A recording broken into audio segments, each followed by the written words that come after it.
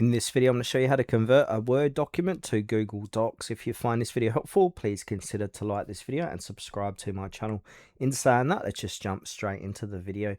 Okay, so if you have a Microsoft Word document that's ending in .doc or .docx and want to edit in Google Docs, you can upload it to Google Drive and open it as a Google Docs file.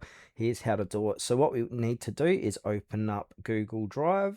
So go ahead and click on, just go to Google if you're using Chrome, and then click onto Drive, and basically we can drag and drop that Microsoft Word document into here, or we can upload it.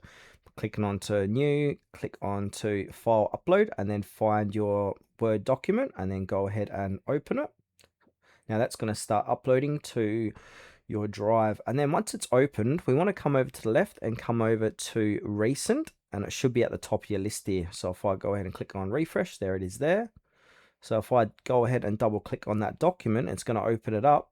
So it says here opening the file in Google Docs. This might take a few moments. So basically Google will create a new Google Docs version of your Word file while keeping the original Word document unchanged. Then from there you can go ahead and start editing. So you can now edit the document using all of Google Docs features, including real-time collaborations, comments and suggestions, automatic saving, version history.